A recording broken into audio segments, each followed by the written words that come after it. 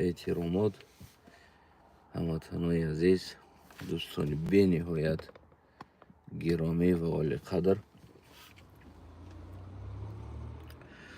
امیدواریم که یک شما خوب، صحت، سلامت و سربلندی هم داشته باشین. یک چند روز می شود پای در پای بگیم انا نظارت میکنیم عالم اینترنت و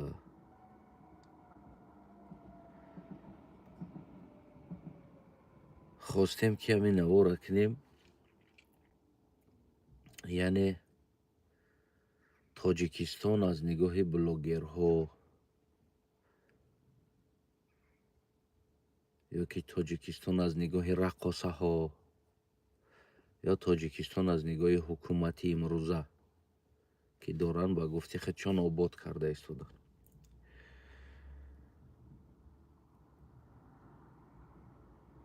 قلغو دا یک گپ است، اوستی التراغی چی خلتراغ.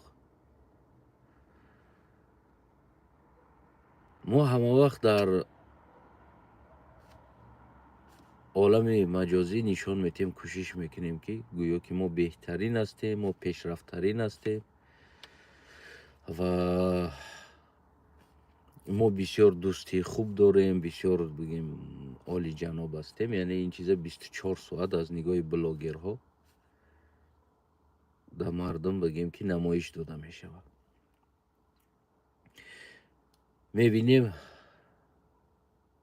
اکتیورها نیز امروز بلاگر شده است، ژورنالیست ها نیز بلاگر شده است و دزدان بلاگر شده است. امروز دیگر همون منبعی که زندگی میکنی در تاجیکستان این همون بلاگری هست، اگر خوبتر خواهی زندگی کردن. یک زمانی همین فنگ جنگ ها از تلویزیون‌ها بدن و دیگر که یوتیوب و این چیزا که بالا رفتن دیگر تلویزیون را کسی نگاه نمیکنه. همه همینا را امام علی رحمان با یوتیوب گذراند. پیشتر امام علی رحمان قرار برآورده بود که از یوتیوب و از بلاگ یعنی که انسان ها نلاگ میسپرن، یک قانون قبول کرد و بلاگرهایی که بدن عادی از خلقی بدن، عموما نه تقریب داشتن، نه تعریف داشتن، نه تفسیف داشتن حکومت. اونا میبرامدن همون جامعه را اصلش نشان میدادن و امام علی رحمان نلاگ جاری کرد بالای اینا تا که او انسان ها همون از این چیز دست بکشن.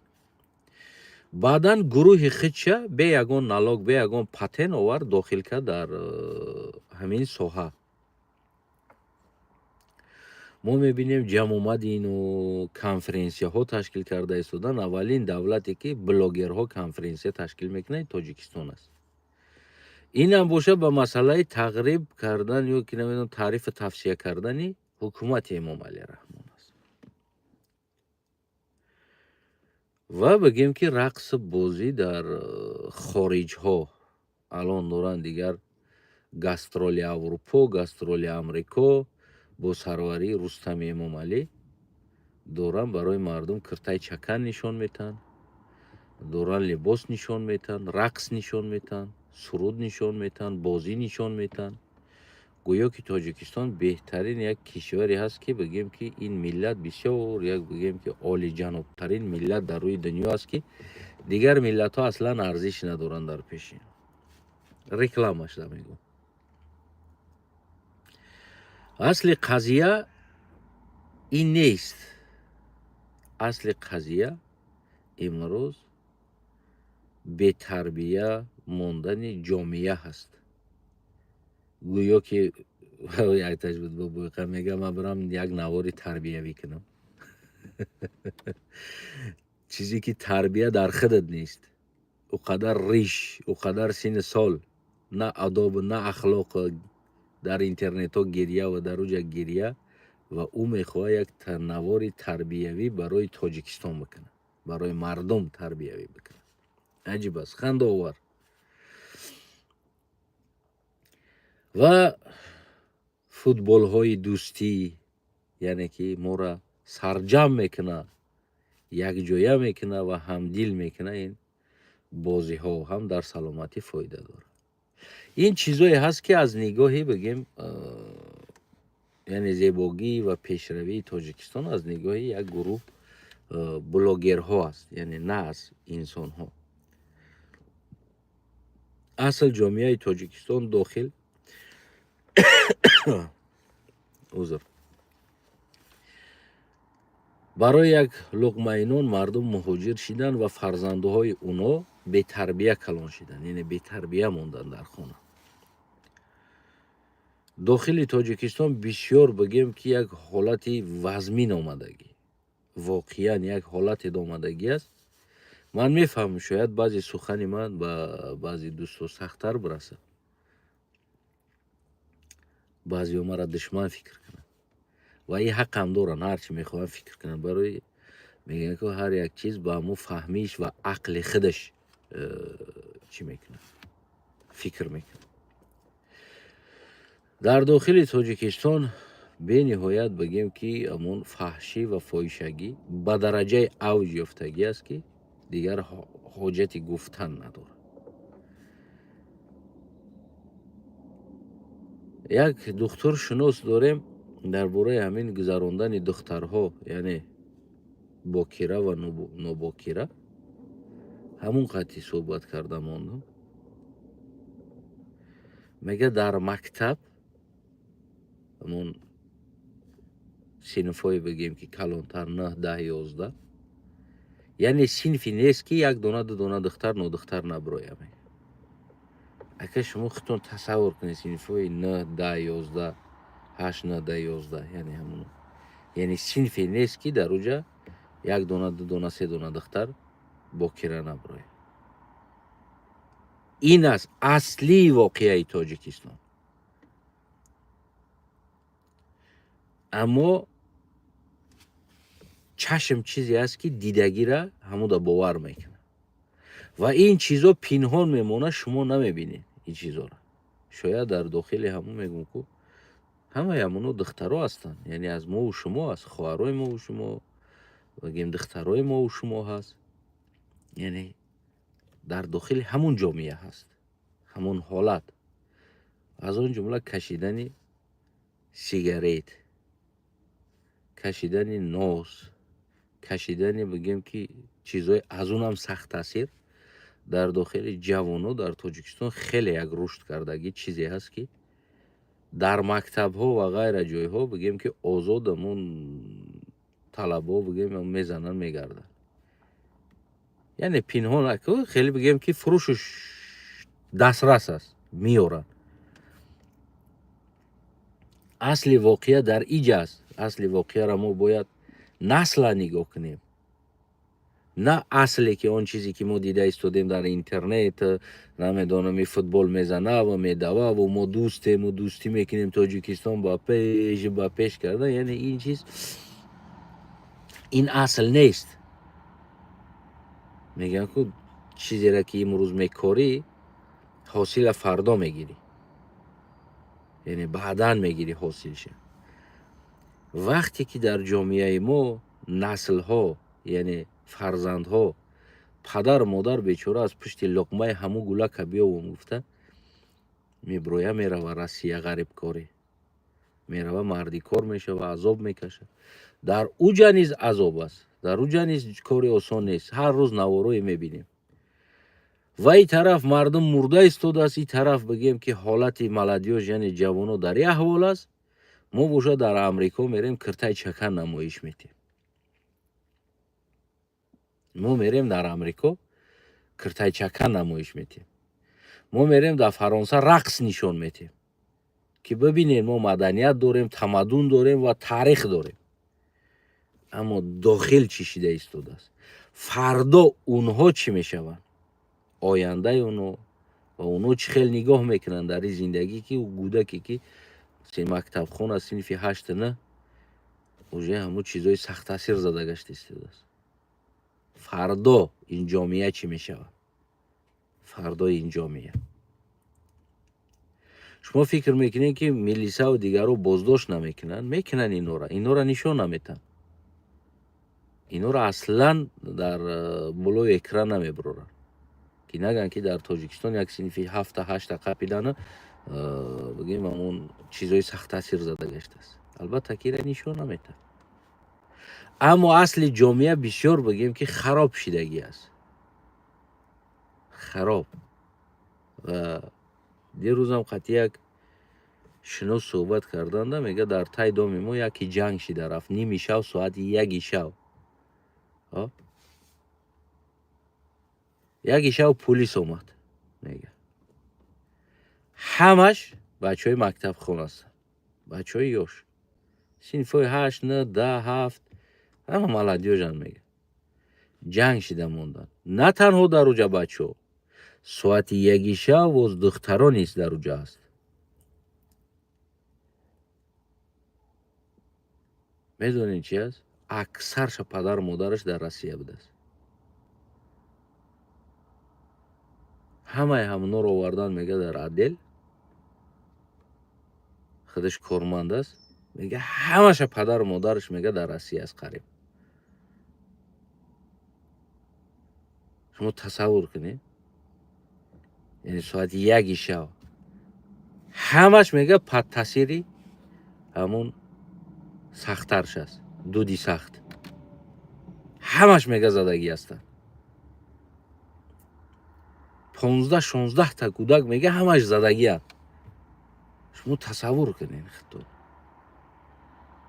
яъне оянда чӣ мешавад? Оянда барои Эмомалӣ Раҳмон рақс боша, суруд боша, беҳтарин боша, киртаи чакан боша, намедонам нобуд кардани забонҳо боша, нобуд кардани ақалиятҳо боша. Ҳамин кӯшиш карда истодааст ки мардума ҳашшай намта тов дода истодааст ки ҳо иҷа мо зур ҳастем, иҷа ина лаҳҷаи суғдирам нобуд мекунем, лаҳҷаи бадахширам нобуд мекунем, бо дохилбудагӣ қалиқ лақаям нобуд мекунем, ёро маҷбур мекунем ки бо ҳамун лаҳҷаи маданияти мо гап занад. аз ҳама аҷибиш ин аст ки он чизе ки мол ва фарҳанг маданияти тоҷикӣ меган, мераванд дар Амрико, дар дигар ҷо намоиш метиҳанд ва ҳамун чиза суғдиё надоранд ва ҳамун чиза бадахшониё надоранд ва ҳамун чиза дигар минтақаи Тоҷикистон надорад. Аммо во меган ки тоҷикӣ минтақавӣ бигӯ, фалон минтақаи маданията дорад ва минтақаи суғди мо ин маданията дорад. Ин маданият маданияти минтақаи Бадахшони мо ҳаст. Ин маданият маданияти минтақаи Хатлони мо ҳаст. як чиза дуруст таблиғ кард. он чизе ки шумо мебарен тоҷикиш мегӯен, суғдам тоҷик аст. Бадахшонам Тоҷикистон аст. суғдам Тоҷикистон аст. вақте ки ино ин маданията надоранд ва шумо мебарен обши тоҷикӣ мегӯен, иҷа шумо маданияти суғдира имрӯз мо мебинем мераванд Амрикову дигар ҷо намоишгоҳҳо, рақсу бозиҳо дар ягон ҷо маданияти суғда нишон наметиҳанд. дар ягон ҷо маданияти Бадахшона нишон наметиҳанд. ҳамун маданияти аз қалғо дуздидаро оварда нишон додаистанд. киртаи чакана, намедонам як чизи дигар, ин национални авқоти қалғӣ, национални либоси қалғӣ, национални тоҷикӣ гуфта нишон дода истод. ин аст оқибати шармандагӣ. бале ҳозир қалғо ҳичи надоранд. майли шояд ин чиза куне ки фардо агар камтар қудрат бигиранд, бо таърих бигиранд, биёранд исботот кунанд, чӣ мешавад? мегӯянд ку чизи мардум зебанда мекаша, мегира, рӯзе мешава, кунилич мемонӣ, мешаи шарманда. яъне ин ҳамун матали худтон аст.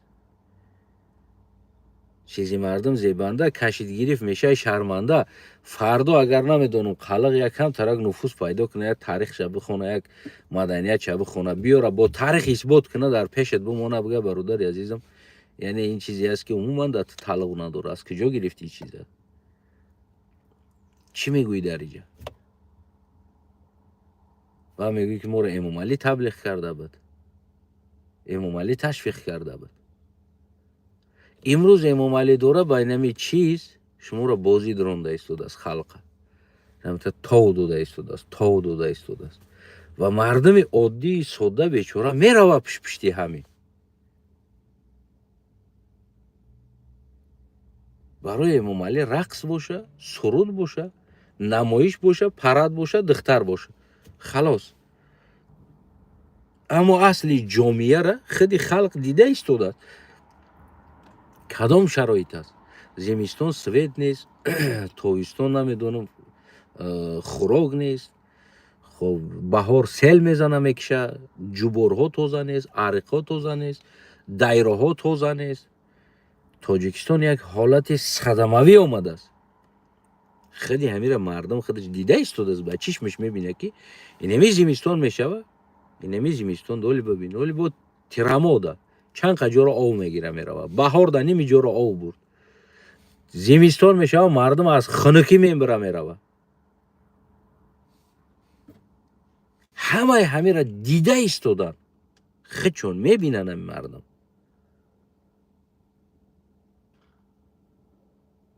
یکی بیدار نمیشون. نمیگن که ای بچه این دروغ است. همین کاری که کردی سی در تلویزیون یا نمیخپنی همین یک یوتیوبر که جا بیا اینای درد نشان بده کو، بیا اینای درد نشان بده کو، نشان میده. نه، وظیفه اونو فقط جای زیبا نشان دادن. هم خیلی درون دوشنبه ببرو، یک کم ترک ای سنتر یا لاوتر بره، اون موسرا ببین، اون شرایط ببین، اون احوالا ببین. همین تبره در دامایی که حالی ساخته بوچیدگی نیست. بالاش ده اتاش ساخته استن، در دیم سیم اتاش مردم در اومده زندگی کرده است. برای مردم جای زندگی ندارن. اوجا نه لیفت داره، نه گراژدنی داره، نه چی داره. استرویکا رفته ایستاده است، در درونش مردم در اومده مرده شده دختر زندگی کرده ایستاده. این از حالت اصلی تاجیکستان. این حالت اصلی تاجیکستان اصلا چیزی که است. اما شما میبینید نمیره را یگان یوتیوبر تا نشان بده. او یوتیوبرهایی که نشان میدادن اونا را همش زپرت موندن، زندان میکردگیش زندان کردن، نابود میکردگیش نابود کردن. این یوتیوبرهایی که شما امروز دارین، اینستاگرامر و یوتیوبرها، اینا یک گروهی هستن که باید فقط نمی جای زیبا زیبا را بگیرن، روز دروز نشون بدن که اینجا جرا ببین خشرو است، اینجا خشرو است، اینجا خشرو است. نه که اون طرف هم را ببین جبر اونا میرا بو کده خو رفته است. خب این نرمال است، او جرا نشون نمیده برات. روزی دروز برات رقص نشون میده، بازی نشون میده، چشم میتره می فن کرده میسته. فوتبال نشون میده، دوستی و آغوشگیری و ماچکنی و نولکنی و برای اینو امامعلی رحمان مبلغ جدا کرده ایستاده است. مبلغ ماهانه و سالانه برای اینو بودجه جدا میشوه. اما بالینسه دبره، بالینسه در بودجه جدا نمیشوه. حال احوال بالینسه را ببین، در اونجا بودجه جدا نمیشوه.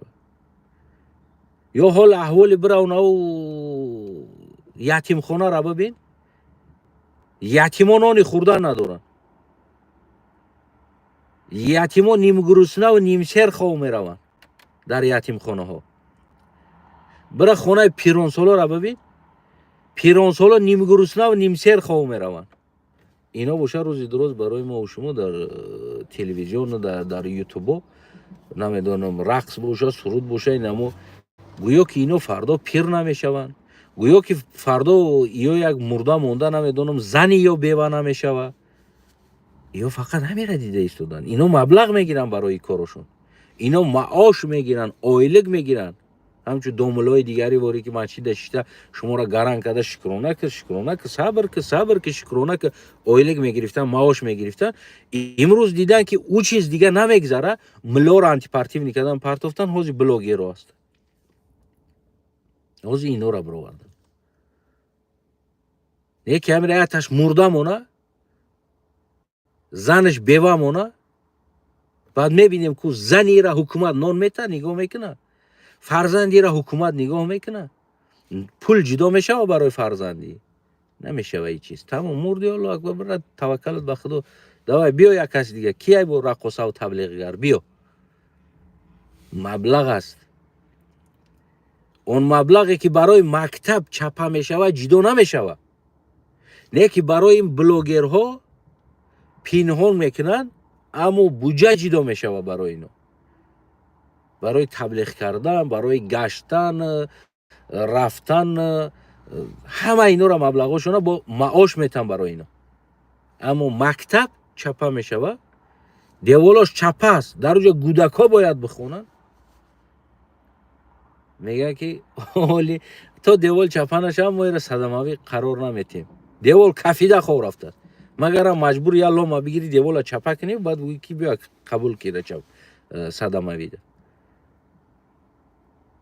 سگخونه اروپا از مکتب تاجیکستان دیده بگیم آراتر و تازه‌تر، زمانوی‌تر است. خرخونه اروپا مکتب تاجیکستان ده بگیم که آبادتر است. او 4 تا مکتب برای رکلام ساختگی زمانوی کردگی هستن، او را نمیگم. اصل جامعه میخوندگی چیز او 4 تنه، در او 4 مکتب او قدر فرزند تاجیکستان خونده نمیتونه. هر یک دهه، هر یک رایون و هر یک جو طلب نمی جای سالم و علم سالم داره. خرخانه اروپا از هم مکتبای تاجیکستان دیده بگیم که شرایطش خوبتر است. آب داره، نمیدونم شرایط داره، لنته قطعی که میآید برای خراره. برای مکتب پول جدا نمیشود. نیست پول نداریم. ماستا کپرکا چپشیده خو رفته است، صدمه مردم مرده ایستاده است، برای جرا پول نیست پول، مبلغ نیست اونجا. امام علی سمالیات میخره مبلغ داره، اما برای مکتب، برای کپرکا، برای مردم جامعه گذاشتن نه.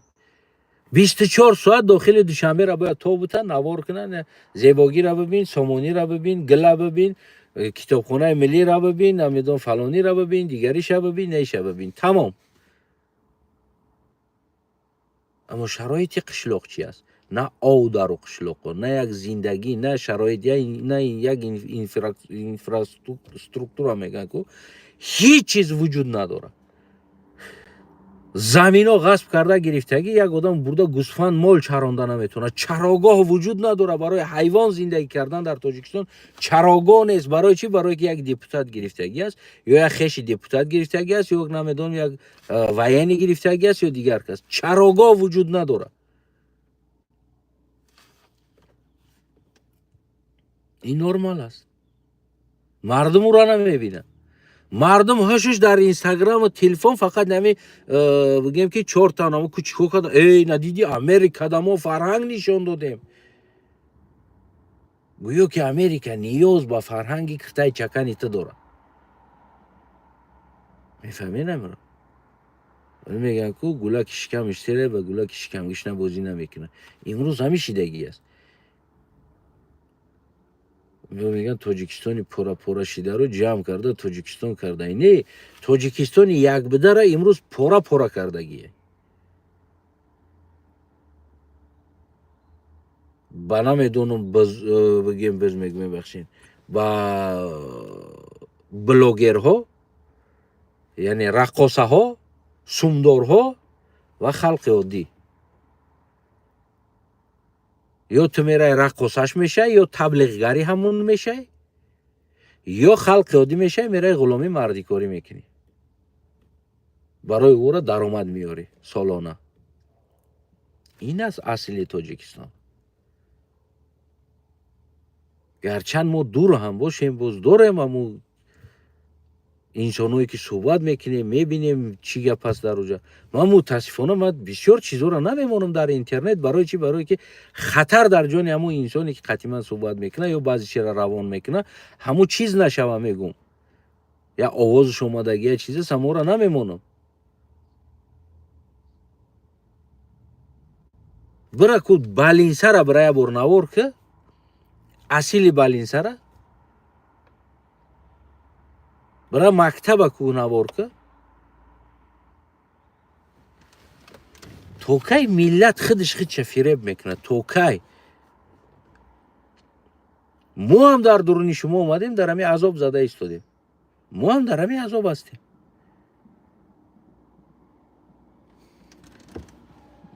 در خوجند گفتی که لهجه خوجندی قطعی گپ نظر، لهجه ادبی قطعی گپ زد. لهجه ادبی چی است؟ لهجه کلابی لهجه ادبی شده است امروز. امروز لهجه کلابی لهجه ادبی شده است. برای که امام علی همون دل خواهی خود چه لهجه ادبی کرده است. من یک نوارم درباره ادب گفته بودم که هر یک منطقه، هر یک جای ما، اینا جایهای قدیمی و جایهای مقیم انسان ها، سعودی ها، اینا دیگر ملت هستند. اینا را عربا اومدن فارس کردن، بگیم عربیزاسیا شد، فارس شد، بعد از او روسیزاسیا شد، اومد اینا را تاجیک کردن. اینا اصل سعودی هستند، لهجه اینا، گویش اینا بگیم دیگر هست. خب این مدنیت خودش است. بدخشان داره مدنیت خودش، به زبان همون ادبی خودش گپ میزنه، ادبیات خودش است، همون زبان خودش. اما این گویشی که شما ادبیات نام میبرین، این گویش تنها برای یعنی گویش عمومی هست.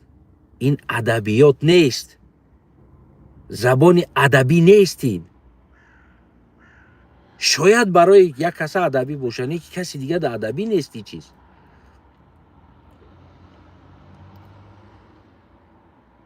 هر یک منطقه همون ادبیات ادبی خودش، زبان ادبی خودش داره، لهجه خودش است، گویش خودش. در کلاب گویش کلابی، گویش ادبی خودش است. در سوخت گویش سوختی ادبی خودش است. در بدخشان گویش ادبی خودش است. ما نمیتونیم فردا بگیریم بدخشانی را بگیریم بگیم که این ادبیات ادبی است، همین نمود باید مردم گپ زنه، یا سوختی را بیاریم بگیم که ادبی است، این ادبی گپ زنه. اول میگن 70 سال سوخت رهبری کرد. 70 سال سوخت رهبر شده باشه، نه در زبان رسید، نه در دین رسید، نه در زمین رسید. یعنی ترا کوشش کرد که بباقه خلاص. اما امروز یک دنگره همه را گریبان شقپیده است. تی تری گپ زد، تی تری بشه، تی تری بخواد، تی تری بگه. اینای مال ما هست، اینای مال ملی ما هست. اینمی چیزی که از دنگره است، این مال ملی است. تمام دیگر همه تاجیک باید، تاجیکستانی باید او را قبول کنه. اینایی است بگیم که اصل احمقی این سیاست ما در تاجیکستان دوره قرار گرفتگی است. حالا او روزم شنویدم، نمیدونم تو کجا درست است، در بدخشان گویش بدخشی را زپرد مانده است بودیم، پروگرام تیار کرده استند که کلا گویش بدخشی باید زپرد باشه.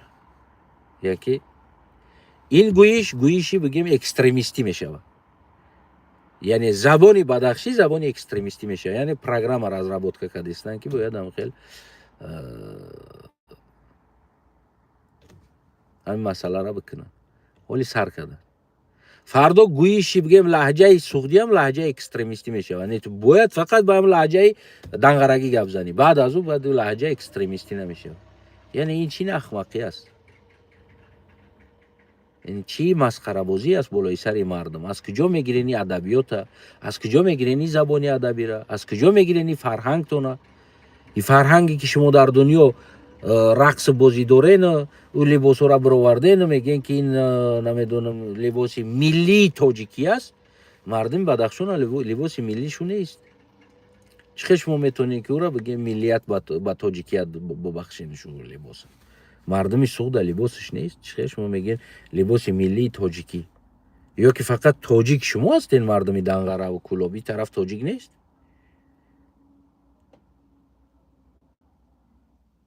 یا که در حالت ملی گفتن یا را در نظر نمیگیرین همچون انسان؟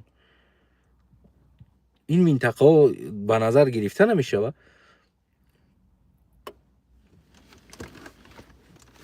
یعنی این نمود احمقی است. وقتی که گپ زنی و چرت بگیم همون جوانی نمیفهمیدگی بیچاره خیال میکنه که تو دشمنی داری در اینجا. ای برادر، او برادرم، اما تو که یک منطقه میدک هستیم، اما این منطقه سوخت و بدخشان دیگه این انسان ها هم اینا هم انسان هستند. چی در حیات تاجیکستان موندن با تور تقسیم امام علی که ستالین لنین، یا گناهگار شدن. اینا گناهگار شدن که در حیات تاجیکستان موندن. امروزای تاجیکستان چرا شما اینا را حقوق خودشون به نظر نمیگیرین؟ حیوان واری جقیده رفتن میگیرین. و کمترک بیست شرم کس خودت. یه بار تصور کن که یک سوغدی بیا یا بدخشانی بیا بالای سرت بگیم همون لباسی بدخشی را ببرو را بگه که لباسی ملی تاجیکی است، قبول کیرته یا نمیدونم این گویشی تاجیکی است، ادبی تاجیکی است، این نمی گویش خطی تا گبزه بالا بیارن همین چیزا بار کنن، چیکار میکنی؟ قبول داری همین چیزا بالا بیاره یک از چیزی را بار کنه؟ نه قبول نداری. پس چرا شما این چیزا قبول دارین که بالای سر مردم شما قرصک زده استین دوای دوای ما میتونیم. فردا میشوه که نمی چیز بین ملت ها بگیم جدایی میاره، به حرمتی با دیگر مدنیت ها و با دیگر فرهنگ ها شده ایستاده است. یعنی او انسان ها را فرهنگ مدنیت تمدنش از بین رفته ایستاده است، زبانش از بین رفته ایستاده است. یعنی این کاری خوب نیست عاقبتش. فردا خدای نکنه اگر این طرف جدا شوه و این طرف جدا شوه، در اون مابین حال سگ میشوه. نسل های نسلات حالش حال سگ میشوه. امروزه تا زندگی خیلی به نظر نگی، نسلات به نظر بگی زندگی که فردا ما یه امر جا نیستیم از دیجا را بخپیم بیستیم. فردا یک چی میشه بدخشان طرف میزنه جدا میشه، این طرف سوخت میخیزه، تاریخ خیلی پیدا میکنه، بر میگرده با تاریخش. بخارا و سمرقند میبینه که یا اصیل سوختی هستن، اینا نه فارس هستن نه تاجیک هستن. میبروه میگه بگی جمعش که گلیم تا میگه خب میزنه جدا میشه، حال در رام مبین کو حالی سگ میشوه. دم در قچاق بدخشان میره خو میره، دم در قچاق سوق، دم در قچاق طالب.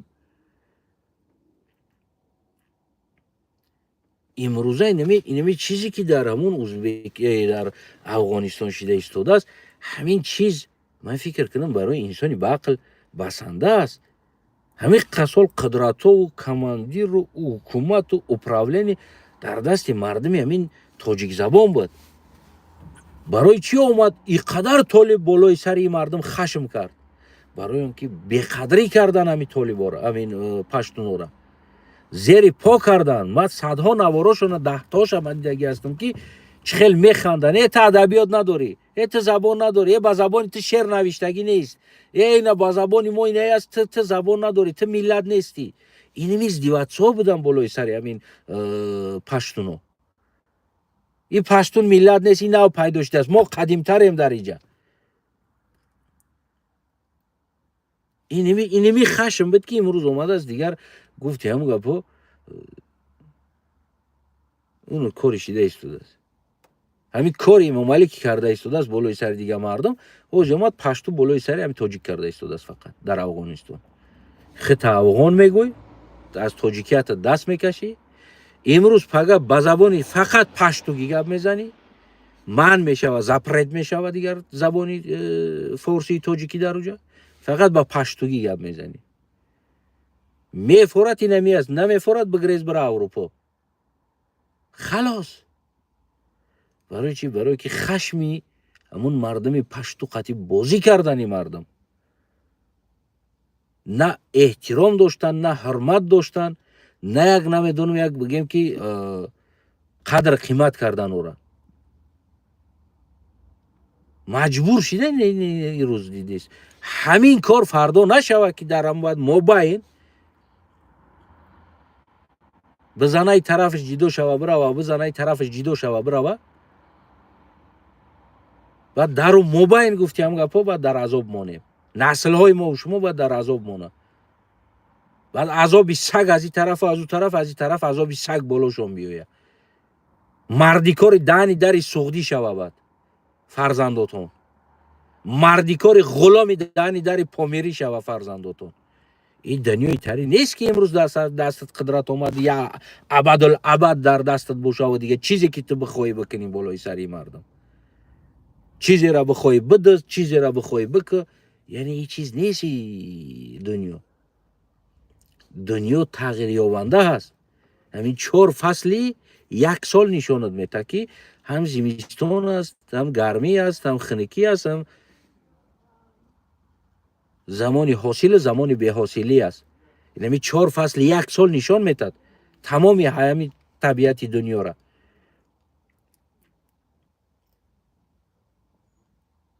با همه دی امام علی نشین او برادرم، با همه دی نشین، این سیاستی نشین، یک کم تر عقلاتون را بیدار کنین. دیده ایستادین همی سیاست غلط رفته ایستاده است.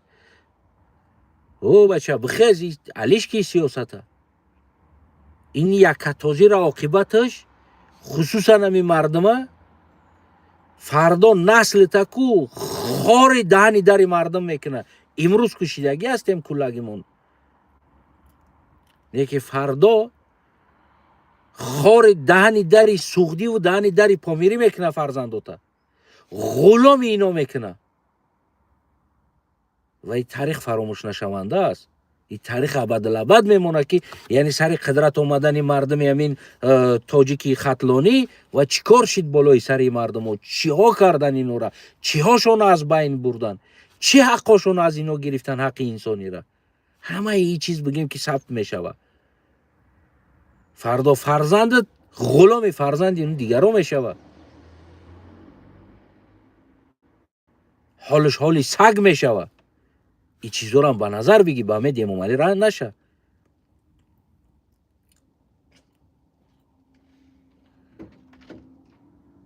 میفهمی هموطنم؟ یعنی این چیزا رو به نظر بگی. فردا تا میگه کو گذشته ها همون آینه هست که امروزه تا میسازی. گذشته اون آینه هست که امروزه تا میسازی. امروزت برای فردات هست. یعنی فردا چی میشوه؟ نسلی تو، نسلی من، یعنی به احوالمون ما خیال میکنیم ما بدخشانی را میزنیم و در بالاش زوری میکنیم و غلام میکنیم و با ترس با چیز او را از هویت، روحیت، مدنیت، فرهنگشون دست میکشونیم. شما فکر میکنید که امروزه ما قدرت داریم و بالای سر مردم سوخت این کار میکنیم و میزنیم هویت، روحیت، زبان سوختی را، لهجه سوختی، این چیزا را با ترس اینا را دست میکشونیم. ستالین هم همی کار کرده بود و لنین هم همی کار کرده بود و گیتلر هم همی کار کرده بود. یعنی با این کار بود نمیشوه. هیچ وقت یا پکلینی را میترسانی، شاید این پکلینی را بترسانی، همین کار کنی که پکلینی آینده می اومدگی که او زدگی ترام، ترسی ترام او وقت پیزدست کردگی. میفهمی؟ میگوزم گفته ریده گشته استی او وقتو دیگه قدرت نداری. انا او میان بعد بالای سرت بد نشانت میتن که چه خیلی تو باید زندگی کنی پرویل. برای همه هموطنای عزیزم من میفهمم معقول نمیشوه سخنی ما برای انسان هایی که امروز خیال میکنن که اوی تو دشمنی کرده ایستادی، تو ملت ها را جدا کرده ایستادی. نه، ملت ها را حد حرکت شما جدا کرده ایستاده است. امروز بالای سر اونو ظلم آورده ایستادین و فردا پکلین دیگریش میاد، او دیگه از این ظلم ها نمیترسه. ستالین گفته اگه جدا کو خدا رحمتی بابوتا طهرتش میشکست، نام ستالین نگرفتنده. حاجی ستالین بگه تو مسخرش میکنی. میدونی برای چی؟ برای که او ترس ستالینی که در دلی بابات بود او ترست نداری. میفهمی؟ یعنی نسلی آینده ای که چی بدخشان باشه چی سوخت باشه میویه، اینو دیگه ای ترس ندارن. او مکولابی هم گفتگی کو حاضرش ده شاید بگذره، برای که یک جنگ شید، یک چی شید، یک شکشی شید، کمتر مردم ده او مکولابی هم گفتگی ته شاید بترسونه. نه که نسل آینده را ترسونده نمیتونه. این چیزا این چیزی نیست که تو بتونی نسل آینده را بترسونی. و نسل آیندهش فقط تاریخ نگاه میکنه که تو چیکار در حق سرزمین یا منطقه یا خلقیت یا ملیت اینو کردی. او فقط او را نگاه میکنه. чингизхон гуфтан даку бобо та гузу шайкунуш мебромад мерафт. Не ки ти имрӯз чингизхона ҳақорат мекунӣ. ҳамин хел аст. номи чингизхона шинавидан даку боботон гузша қапида наметонистан ки о чингизхон гуфта. Не ки ти имрӯз чингизи лаини падан. барои чи? барое ки ту аз ӯ тарс надорӣ. ӯ тарсе ки дар бобот буд. мефаҳмӣ? яъне инаи чизоро ба назар бигир. ояндата бисоз. имрӯза ҳадди ҳаракати ту мегӯм ки ҳар чизе ки имрӯз коридӣ ҳосилиша бад мегирӣ. на имрӯз ҳар чизе ки имрӯз карда истодӣ фардо фарзандат ғуломи таи пои суғдии бадахшӣ мешавад. инамира ман ҳозир мегӯм, намира запис кунем бимонен, рӯзеш мешава инами чиза мебинен. бовар кунен аксариятат аз қаллиға аз лақаи бобо мековен ки фалони бобои мо буд.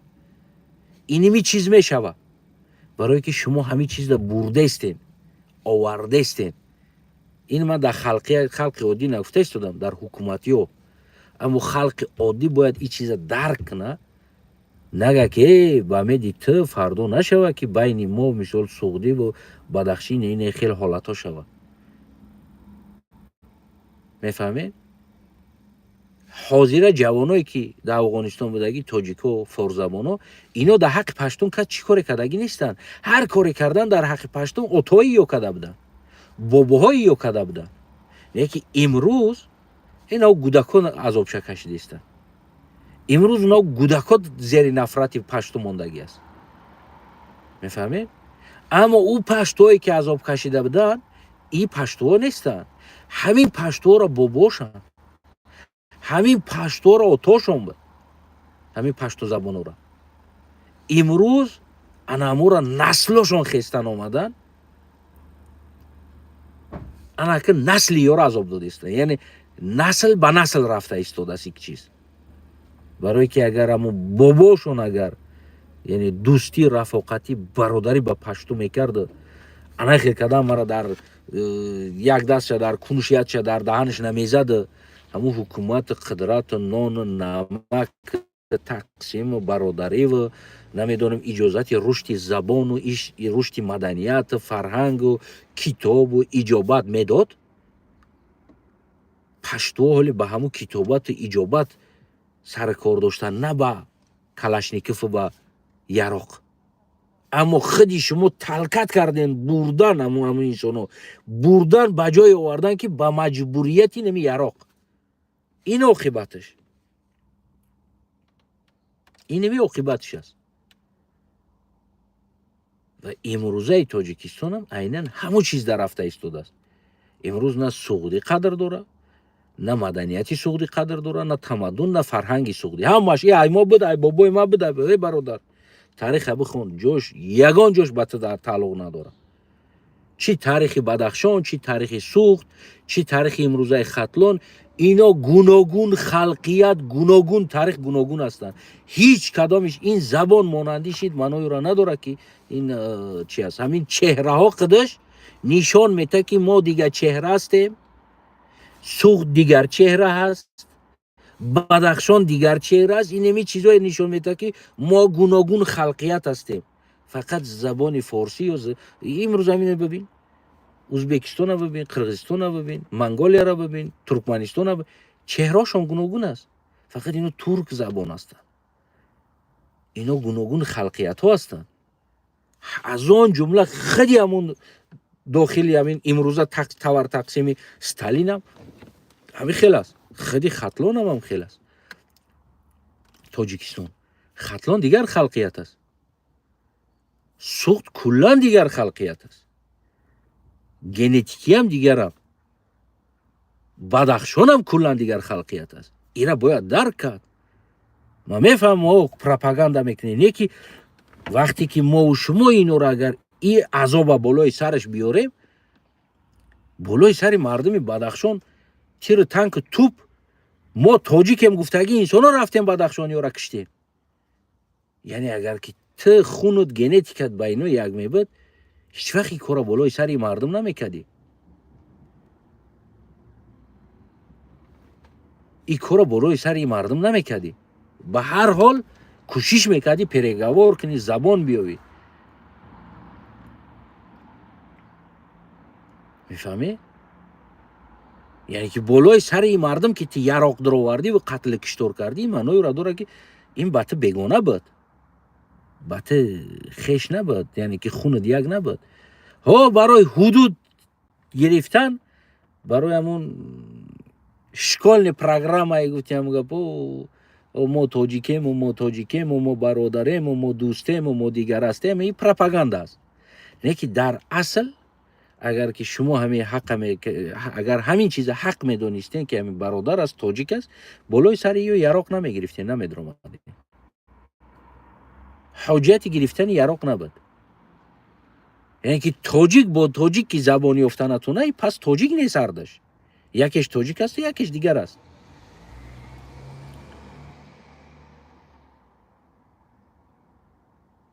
میفهمید؟ ما تصور نمیکنیم که بالای سر قلق خودم یراق بگیرم بدرم برای حل مسئله. جنگ هم شود، شپ و شپ هم کنیم، یک دیگر را بزنیم هم یک کار کنیم، نه که یراق گرفته بالای یک دیگر نمیدرویم. مکسیمال نخدمون هم میقفیم. بچه ای هم قلق است، هم قلقی ای بدون چیه پس؟ یعنی اینمی مسئله هست هموطنای عزیزم. من میفهمم بعضیاتون دا معقول نیست، بعضیاتون دا بگیم گپی ما سخت میرسه، اما حد حرکتی که کرده ایستاده است، کرده شده ایستاده است امروز حکومت، این داغ میرسونه با کلی مردمی بگیم که همون خطلان و دیگر جا. امروز باید مردم خطلان باید بخیزه پیش راه این حادثه را بگیره و تو ایجاره راه نته که ها زیر نفرت ها میمانیم، ما و شما زیر نفرت سوخت و بدخشان میمانیم. فردا اگر میگم که جدا شوه، حداقل به ازبکستان رفتن، حداقل به یک جای دیگر رفتن، ما تنها با دیگر با همون زمین سوخت میگذاریم، اوس رفتن با زمین خیتای رفتن با زمین بدخشان میگذاریم، ایش رفتن این طرف دیگه دارم ما باین کو ما باین حال من خراب میشوه. ما گهی دیگری ما نمیخریم در ما باین. انمی چیزا را رشاد گرفته، همسایه و قطعی و دیگر و قطعی و دیگر انسان ها را زبانش احترام گذارین، فرهنگش احترام گذارین و مدنیتش احترام گذارین و حق سیاسی و انسان ها را بتین. از آن جمله در داخلتون لقیا هست، قلقا هست، من قلق هستم. او حق ما را پایمال نکنین، حق ما را زیر پا نکنین، مدنیت ما را ندزدین، زبان ما را زیر پا نکنین. و امروز داری و قدرت هم میکنی، فردا اگر قدرتت سست شوه بعد حالت حال سگ میشوه. ایران به نظر بگی. یعنی دوستی از همه چیز خوبی است که احترام گذاشتن. میفهمی؟ وقتی خونه ما اومدی با احترام با عزت باش که من خونه تو با احترام با عزت برم. یعنی این چیزو را باید به نظر بگیریم. بعدن پشیمان میخورین، بعدن شما کو نیستین، اکثر ما و شما وقتا نیستیم، اما نسل های ما این چیزا باید سودید میکنن. این چیزا هم ثبت میشه و چخیل بدخشان عذاب دادین، چخیل سود از این برده ایستادین، چخیل لقای زیر پا کردین، چخیل قلقا را زمیناشون علیش کردستین، نامشون همه ای ثبت شده ایستاده است. او فردا میشه و یک چیز میشه و باور که بعد خراب میشین. او وقتا بعد پشیمان میخورین که دیر میشه. میگه که بعد گوزن شورزون زدن دیگه فایده نداره. یعنی حاضر امکانیت دارین که عقلا را درست کار فرمانین که تا آینده فرزندهای شما یعنی فخر کنه از بدگی حکومت، از بدگی باباشون، از بدگی بگیم انسان ها فخر کنه. او با کدن در کوچه بقیگی میکنه ما زورمازی قدرت دارم، مازی تاری دارم. ستالین هم یا وقتا هم تر قدرت داشت، گیتلر هم قدرت داشت، چینگیز خان هم قدرت داشت، دیگر انسان هم قدرت داشتن، اما قدرتشون از بین رفت. و این قدرت هم برای شما یک موقتی است. شاید 100 سال باشه، 50 سال باشه، 30 سال، 40 سال، این هیچ که گفتن نمیتونه، اما این هم میره است. بعد رفتن این چیز ایده است، فرزنداتون همچون یک انسان گردن برداشته زندگی کرده بتونه. ҳамина ба назар гирифта имрӯз зиндагӣ кунед. саломат бошен ва сарбаланд бошен. он чизе ки шумо бо аз блогерҳо дида истоден, ин асли тоҷикистон нест, воқеа нест. мутаассифона мегӯянд ку чашм дидагида бовар мекунад. фаҳмидед? асли тоҷикистон дигар чиз аст. хусусан сиёсат ҳам ҳамин аҳвол аст. он дӯстӣ ки имрӯз мардум аз тарса намедонам тоҷикистон гуфта истодааст, инам нишонаи ӯро надорад ки бигем ки ин касе ба пул фурӯхта мешавад, касе аз тарса ин кора карда истодааст. Инам маънои ӯро надорад ки асли мардум воқеият ҳамин аст. Не. фақат дар болои дӯстӣ метавонӣ чизе бисозӣ. як бинои болои дӯстида метавонӣ бисозӣ. Агар ки не аҳвол боша, ман болои тарсда мекунам ин кора, болои зурида мекунам, болои қудрат дорам мекушам, мепаронам ин кора мекунам, фардо қудрат аз даст меравад. шояд болои сари ман ин кора карда битавонӣ, не ки фардо дар насли ман ин кора карда наметавонӣ. ҳамаи чин осиё ба навбат мегӯянд ку ӯ ба Амеди Файзалӣ нашин чархи дунёро мо сварка кардагим, дига том намехӯра гуфтагӣ. сваркам занг мезана, як рӯз мешикана, том мехӯра. Унаӯ рӯз баъд бигем ки баъд бисёр бигем зиндагиҳо хароб нашавад. боқӣ саломат, сарбаланд, хонобод бошен. И аз дӯстӣ набуди суханҳо. албатта мегӯям ку дӯст табарвор, душман шакарвор. шояд ман гуфтам сахттон расида бошад, яке ба ҳар ҳол болои сари чизо фикр кунед. яъне дигарҳо низ мисли шумои инсон ҳастанд ва дигари инсонҳоро ҳам низ тамаддун, фарҳанг, маданият, забон, культура, ҳар чизе ки дора ӯро эҳтиром кунед. боқӣ саломат, сарбаланд. падруд то ба дурудҳои дигар.